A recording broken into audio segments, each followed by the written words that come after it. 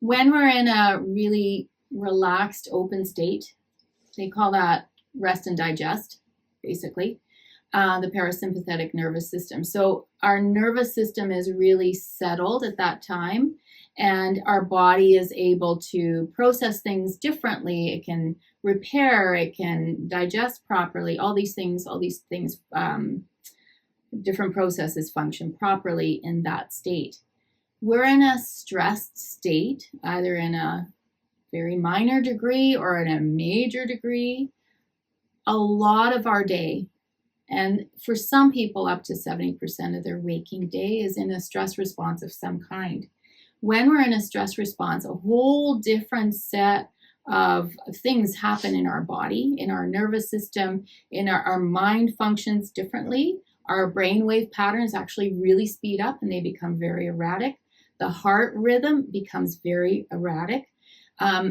Our vision actually narrows. We actually get tunnel vision. We lose some of our peripheral vision. It gets very, very focused right here.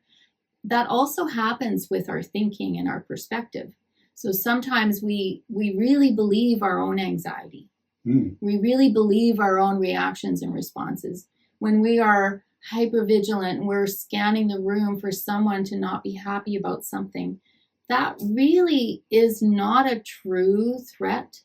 It's not life-threatening, but there are some beliefs in place that those things are really, really important, because this core initial reaction of, if I'm not accepted in the tribe, I'll be left out in the cold. That's that instinctual response. We need to have that to survive because we're totally dependent. Then that is built in. So then we kind of build on that as we develop and as we grow, and we react and respond and try different things in our environment and look for different responses from other people. And so when our approach now is, okay, you get to a part in your life and you go, I don't want to be controlled by my anxiety. I don't want to be controlled by my automatic reactions. I don't want that to impact my relationships. I don't want that to impact my joy. I don't want to be stressed all the freaking time, right? So it's like, when we looked at that, we learned early on, Texas and I, in a different context, about your inner state, and you could choose and shift your inner state.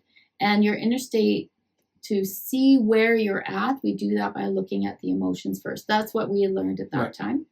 That's developed a lot, and then really merging everything together. All of Syra's experience and all of her training, and then Texas's work with people doing energy work, and then some of the work that I've done personally with emotional releasing and releasing that activation. You can feel the activation in your body, in your nervous system. When you're stressed, you get tight, your breathing gets kind of shallow.